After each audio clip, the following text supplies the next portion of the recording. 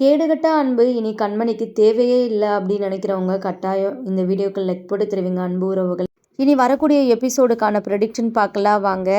குடிச்சிட்டு அன்பு பார்த்திங்கன்னா ரொம்பவே அட்டகாசம் பண்ணிகிட்டு இருக்கிறாங்க. பக்கத்தில் கண்மணி இருக்கிற மாதிரியே பார்த்திங்கன்னா அவர் பேசிகிட்டு இருக்கிறாரு. அதை பார்த்துட்டு எங்கள் அன்போட அம்மா அண்ணன் எல்லாருமே பார்த்து சிரிச்சிட்டு இருக்கிறாங்க. ஆனால் அன்போட பாட்டிக்கும் அப்பாவுக்கும் ரொம்பவே கடுப்பாகுது. நெக்ஸ்ட்டு மறுநாள் பார்த்திங்கன்னா அன்புக்கிட்ட போயிட்டு பாட்டி வந்து பேசுகிறாங்க. ஏண்டா கண்மணி, பாட்டி அவள் அடிக்கிறதுக்கு கை ஓங்கியிருக்கிறா, ஆனால் உனக்கு அவள் மேலே இப்போ வரைக்குமே கோவம் இல்லையா? அவள் கூட எப்போ தான் சேருவேன்னு சொல்லிட்டு எதிர்பார்த்துட்டு இருக்கிறியா? பரவாயில்லடா அன்பு, நீ பாட்டியை நினச்சிலாம் ஒன்றும் கவலைப்படாத. உனக்கு உன் பொண்டாட்டி ரொம்பவே முக்கியம்னா நீ இப்போவே வந்து யோசிக்க வேணாம். நீ அவளோட போயிட்டு சந்தோஷமாக வாழு. நான் வேணால் செத்து போயிடுறேன். ஏன்னா அவள் என்னை அவ்வளோ அசிங்கப்படுத்திட்டா. என்னால் வெளியே தலை காட்ட முடியலை. ஆனால் நீ அதை கொஞ்சம் கூட யோசிக்கிறதில்ல. பரவாயில்லடா, உனக்கு பாட்டியை விட அந்த கண்மணி தானே முக்கியம் அப்படின்னு சொல்லிட்டு வந்து சொல்லிட்டு இருக்கிறாங்க. இங்கே கண்மணி இருந்துக்கிட்டு, பாட்டி என்ன பாட்டி நீங்கள் பேசிகிட்டு இருக்கிறீங்க? எனக்கு அந்த கண்மணி இனி தேவையே இல்லை பாட்டி. அவள் நம்மளை அசிங்கப்படுத்தணும் அப்படின்னு சொல்லிட்டு தான் நிறையா பண்ணிகிட்டு இருக்கிறா. இப்போ நான் நல்லா புரிஞ்சுக்கிட்டேன். ஒரு நிமிஷத்தில் நான் வந்து கொஞ்சம் மாறிட்டேன் தான். அன்றைக்கி அம்மா பேசினதுக்கப்புறம் நானே அவளை வீட்டுக்கு அழைச்சிட்டு வரலாம் அப்படின்னு சொல்லிட்டு தான் ஒரு முடிவில் இருந்தேன். ஆனால் அடுத்து நம்மளுக்கு வரக்கூடிய ஆர்டரு நம்ம கைவிட்டு போனதுக்கு காரணம் அந்த கண்மணி தானே. கண்டிப்பாக அவை நீ எனக்கு தேவையே இல்லை, எல்லாமும் அவள் வேணும்னு தான் பண்ணிகிட்டு இருக்கிறா அப்படின்னு சொல்லிட்டு வந்து சொல்கிறாரு அன்பு. இங்கே பாட்டியுமே அதுக்கேற்ற மாதிரி ஏற்றி விட்டுட்டுருக்குறாங்க. ஆமாம் அன்பு, நம்மளை தோக்கடிக்கணும், நம்மளை அசிங்கப்படுத்தணும் அப்படின்னு சொல்லிட்டு தான் அந்த கண்மணி கங்கணம் கெட்டுட்டு தெரிஞ்சிட்ருக்கிறா. தயவு செஞ்சு அன்பு, அவள் தேவையே இல்லை. அவளை நீ தயவு செஞ்சு மறந்துடு. வாழ்க்கையில் அவள் வந்தது, வாழ்க்கையில் நடந்தது எல்லாத்தையுமே ஒரு கெட்ட கனவாக நினச்சி மறந்துடு அப்படின்னு சொல்லிட்டு வந்து சொல்கிறாங்க. நெக்ஸ்ட்டு அன்போட அப்பா இருந்துக்கிட்டு, இங்கே பாருப்பா அன்பு, அம்மா சொல்கிறது சரியா? அந்த கண்மணியை நீ டிவோர்ஸ் பண்ணுறதா சரியானது. இன்றைக்கே நான் வக்கீல்கிட்ட பேசி அவங்க வீட்டுக்கு நோட்டீஸ் அனுப்பிச்சி விட்றேன் அப்படின்னு வந்து சொல்கிறாங்க. அன்பு அப்படியே பார்த்திங்கன்னா யோசிக்கிறாரு. என்னப்பா அன்பு யோசிச்சுட்ருக்கிற, உனக்கு அந்த கண்மணியை விவாகரத்து செய்கிறதுல விருப்பம் இல்லையா அப்படின்னு வந்து கேட்குறாங்க. அப்படிலாம் இல்லைப்பா, அப்புறம் என்ன, நீ இந்த விஷயத்தில் வந்து எதுவுமே பேச வேணாம். அம்மா சொல்கிறத கேட்டுட்டு நீ தயவு செஞ்சு நீ மனசை மாற்றிக்காத. அந்த கண்மணி நம்ம குடும்பத்துக்கு கொஞ்சம் கூட வந்து சரியாகவே இருக்க மாட்டா. அவள் நம்ம குடும்பத்தை அசிங்கப்படுத்தணும், உன் பாட்டியை அசிங்கப்படுத்தணும் அப்படின்னு சொல்லிட்டு ஒவ்வொரு வேலையும் பார்த்துட்ருக்கிறா. இனி நமக்கு அவள் தேவையில்லைப்பா. அன்புமே அவங்க பாட்டியும் அப்பாவும் பேசுகிறதுக்கு அப்படியே தலையாட்ட ஆரம்பிச்சுறாங்க. இன்னொரு பக்கம் சிவகாமி ரொம்பவே ஃபீல் பண்ணிகிட்டு இருக்கிறாங்க. அன்பு மனசு மாறிட்டான் அப்படின்னு சொல்லிட்டு நம்ம ரொம்பவே சந்தோஷப்பட்டோமே, அதுக்குள்ளேயும் மறுபடியும் அன்பு இப்படி மாறிட்டானே. அப்போது கண்மணி மறுபடியுமே அன்பு கூட சேர போகிறது இல்லையா? நம்ம மருமக இனி இந்த வீட்டுக்கே வர போகிறது இல்லையா அப்படின்னு சொல்லிட்டு சிவகாமி ரொம்பவே கவலைப்பட்டுட்டு இருக்கிறாங்க. சிவகாமி போயிட்டு இங்கே நம்ம அன்புக்கிட்ட பேசலான்னு சொல்லிட்டு வராங்க. அன்பு, உங்ககிட்ட பேசணும்ப்பா, ஏன்ப்பா இப்படிலாம் பண்ணிகிட்டு இருக்கிற, அம்மா சொல்கிறத கொஞ்சம் நீ காது கொடுத்து கேளு அப்படின்னு சொல்லிட்டு வந்து பேச ஸ்டார்ட் பண்ணுறதுக்கு முன்னாடியே அன்பு வந்து சொல்லிடுறாங்க. இங்கே பாருங்கம்மா, அந்த கண்மணியை பற்றி தான் என்கிட்ட நீங்கள் பேச போகிறீங்கன்னா தயவு செஞ்சு நீங்கள் எதுவுமே பேசாதீங்க. அவள் பேர் கூட என் காதில் இனி கேட்கக்கூடாது. அவை நீ எனக்கு வேணாம் அப்படின்னு சொல்லிட்டு அன்பு வந்து சொல்கிறாங்க. அதை கேட்டு சிவகாமி ரொம்பவே கண்கலங்கி நிற்கிறாங்க.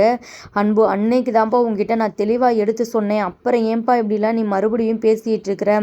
பிஸ்னஸில் அவள் நம்ம மொத்த குடும்பத்தையும் வந்து கீழே தள்ளி விடணும் அப்படின்னு நினச்சி எல்லாமும் பண்ணிகிட்ருக்கிறா.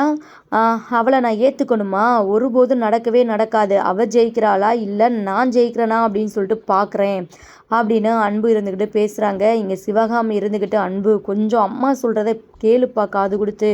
இங்கே பாருங்கம்மா, அவளை பற்றி நீங்கள் பேசுகிறதா இருந்தால் இனி தயவு செஞ்சு என்கிட்ட பேசவே பேசாதீங்க. எனக்கு ரொம்பவே முக்கியமான வேலை இருக்குது, நான் கிளம்புறேன் அப்படின்னு சொல்லிட்டு அன்பு கிளம்புறாரு. இன்னொரு பக்கம் வக்கீல்கிட்ட பேசி இங்கே நம்ம கண்மணி கைக்கு வந்து நோட்டீஸ் வருது. கண்மணியோ அப்படி என்ன நம்மளுக்கு வந்திருக்குது அப்படின்னு சொல்லிட்டு வாங்கி படித்து பார்க்குறாங்க. டிவோர்ஸ் நோட்டீஸ் தான் வந்திருக்குது. அதை பார்த்ததுமே நம்ம கண்மணிக்கு ரொம்பவே அதிர்ச்சியாக இருக்குது.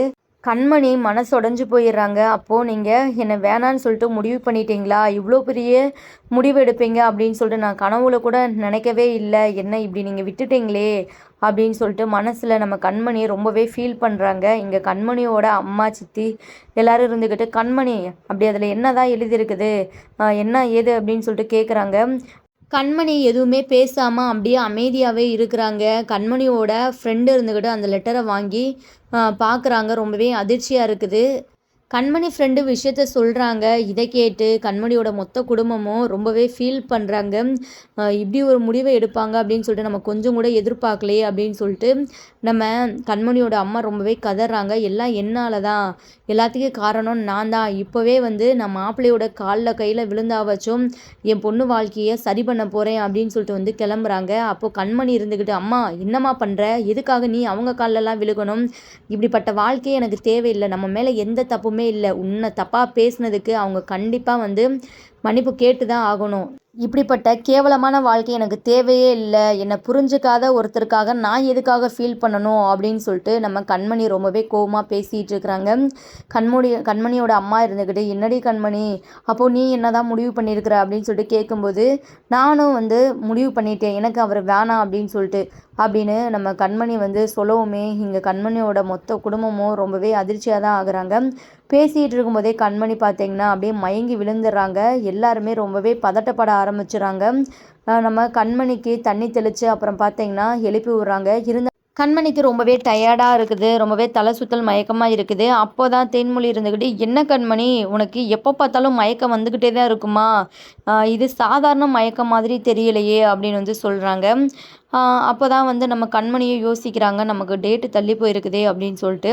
நெக்ஸ்ட்டு பார்த்திங்கன்னா கண்மணியோட அம்மாவும் சித்தியும் இருந்துக்கிட்டு, என்னத்துக்கும் நம்ம வந்து கண்மணியை ஹாஸ்பிட்டலுக்கு ஒரு எட்டு கூட்டிகிட்டு போயிட்டு வருவோம், அடிக்கடி இப்படி எதுக்காக மயங்கி விழுகிறா கண்மணி அப்படின்னு சொல்லிட்டு கண்மணியை ஹாஸ்பிட்டலுக்கும் கூட்டிகிட்டு போகிறாங்க. கண்மணிக்கு செக்கப்பும் பண்ணுறாங்க.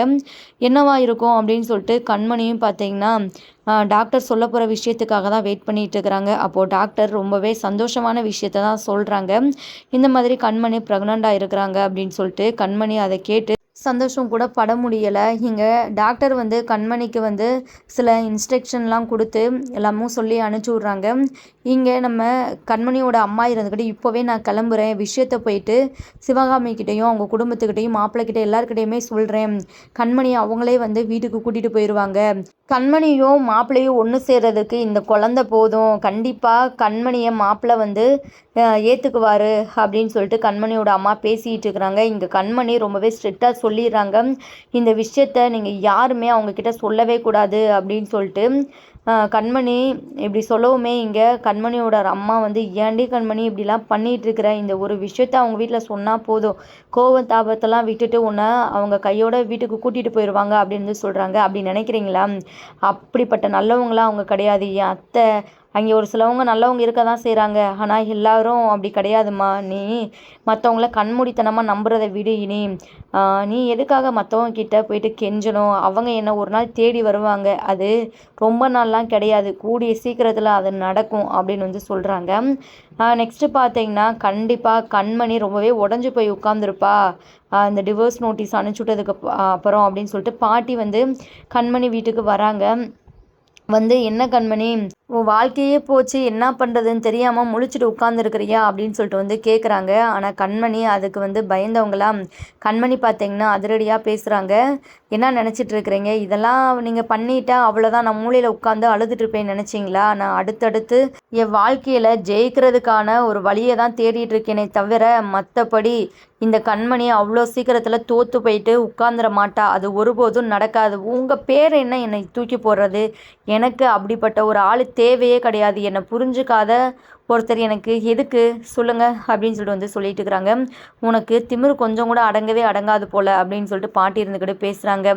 இங்கே கண்மணியோட அம்மா இருந்துக்கிட்டு, இங்கே பாருங்கம்மா, நீங்கள் தான் அந்த வீட்டுக்கு எல்லாமும், தயவு செஞ்சு உங்கள் காலில் கூட விழுகிறேன், இப்போது உங்கள் வீட்டு வாரிசு கண்மணி வயிற்றில் வளருது, இப்போ கூட நீங்கள் வந்து கண்மணி மேலே இருக்கிற கோவத்தை விடலைன்னா என்னதாம்மா சொல்கிறது அப்படின்னு வந்து சொல்கிறாங்க. பாட்டி அதை கேட்டுட்டு அப்படியே ஒரு மாதிரி அதிர்ச்சி ஆகுறாங்க. ஆனால் பார்த்தீங்கன்னா அவங்களோட சுயரூபத்தை காட்ட தான் செய்கிறாங்க.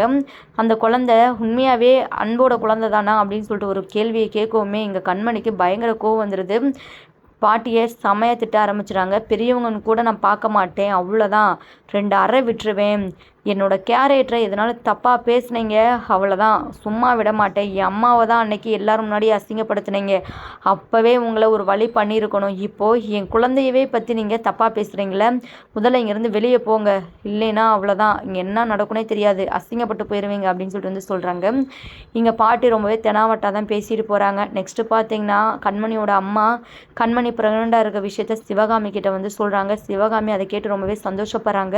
இப்போவே கையோட கண்மணியை நான் இந்த வீட்டுக்கு கூட்டிகிட்டு வரேன் அப்படின்னு சொல்லிட்டு விஷயத்த அன்புக்கிட்டையுமே வந்து சொல்கிறாங்க. இங்கே பாரு, வரட்டு பிடிவாதத்தினால நீ கண்மணியை மட்டும் இல்லை, உன் குழந்தையுமே வந்து விட்டு பிரிகிற மாதிரி ஒரு நிலமை தான் வரப்போகுது அப்படின்னு சொல்லிட்டு நம்ம சிவகாமி சொல்லவும் அன்புக்கு ரொம்பவே அதிர்ச்சியாக இருக்குது. என்னம்மா என்னென்னமோ உளறிட்டு இருக்கிறீங்க அப்படின்னு சொல்லிட்டு வந்து கேட்கும்போது, டே நீ அப்பாவாக போகிற, கண்மணி இப்போ ப்ரெக்னெண்ட்டாக இருக்கிறா அப்படின்னு வந்து சொல்கிறாங்க. அதை கேட்டதுமே நம்ம அன்பு ரொம்பவே வந்து சந்தோஷப்படுறாங்க. இப்போவே நான் கண்மணியை கையோட கூட்டிகிட்டு வரேன், அவகிட்ட மன்னிப்பு கேட்டு அப்படின்னு சொல்லிட்டு அன்பு போகிறாங்க. ஆனால் கண்மணி அன்புக்கு ரொம்பவே அதிர்ச்சியை தான் கொடுக்குறாங்க. இந்த குழந்தை உங்கள் குழந்தையே இல்லை, அதான் அப்புறம் எதுக்காக இங்கே வந்திருக்கிறீங்க அப்படின்னு சொல்லிட்டு வந்து சொல்கிறாங்க. இங்கே அன்பு பார்த்திங்கன்னா ரொம்பவே கதறி அழுகிறாரு. ஏன் கண்மணி இப்படிலாம் பேசுகிறீங்க அப்படின்னு சொல்லிட்டு கேட்கும்போது, அதான் என் அம்மா கேரக்டரை பற்றியே நீங்கள் எல்லாம் தப்பாக பேசுனீங்க, நீங்கள் தானே சொல்லியிருக்கிறீங்க உங்கள் பாட்டிக்கிட்ட இந்த குழந்தை உங்களோடது இல்லை அப்படின்னு சொல்லிட்டு உங்கள் பாட்டி தான் சொல்லிட்டு போனாங்க அப்படின்னு சொல்லிட்டு கண்மணி சொல்கிறாங்க. அதை கேட்டு அன்பு ரொம்பவே அதிர்ச்சி ஆகுறாங்க. பாட்டி சவகாசத்தை அன்பு விட்டாதான் கண்மணியும் அன்போட வாழ்க்கை ரொம்பவே சந்தோஷமாக இருக்கும் அப்படின்னு நினைக்கிறவங்க கட்டாயம் இந்த வீடியோவுக்கு கமெண்ட் பண்ணி தெரிவிங்க. மறக்காமல் நம்ம சேனலையும் சப்ஸ்கிரைப் பண்ணி ஆதரவு தெரிவிங்க ஃப்ரெண்ட்ஸ். தேங்க்யூ ஃபார் வாட்சிங்.